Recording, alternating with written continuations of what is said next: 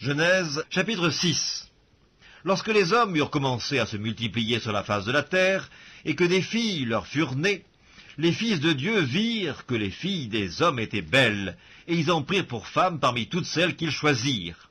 Alors l'Éternel dit, « Mon esprit ne restera pas à toujours dans l'homme, car l'homme n'est que chair, et ses jours seront de 120 ans. » Les géants étaient sur la terre en ces temps-là, après que les fils de Dieu furent venus vers les filles des hommes, et qu'elles leur eurent donné des enfants. Ce sont ces héros qui furent fameux dans l'Antiquité. L'Éternel vit que la méchanceté des hommes était grande sur la terre, et que toutes les pensées de leur cœur se portaient chaque jour uniquement vers le mal.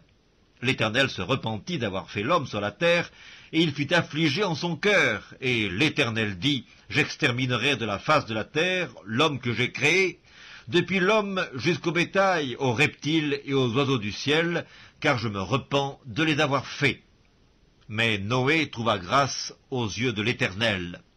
Voici la postérité de Noé. Noé était un homme juste et intègre dans son temps.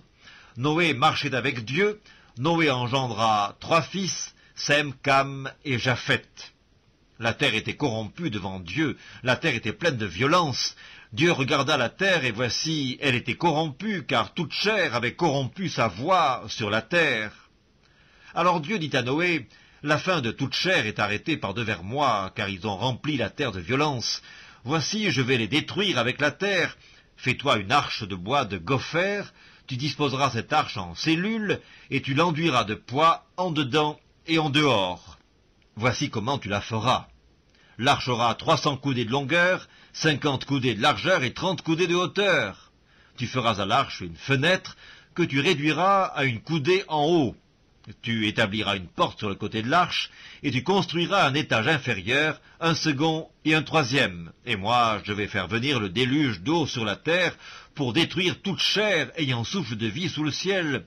Tout ce qui est sur la terre périra. Mais j'établis mon alliance avec toi. Tu entreras dans l'arche, toi et tes fils, ta femme et les femmes de tes fils avec toi.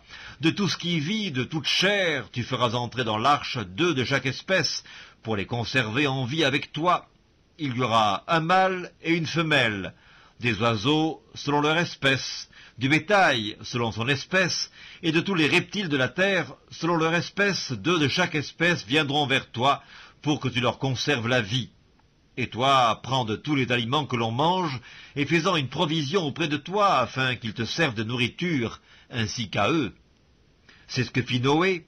Il exécuta tout ce que Dieu lui avait ordonné.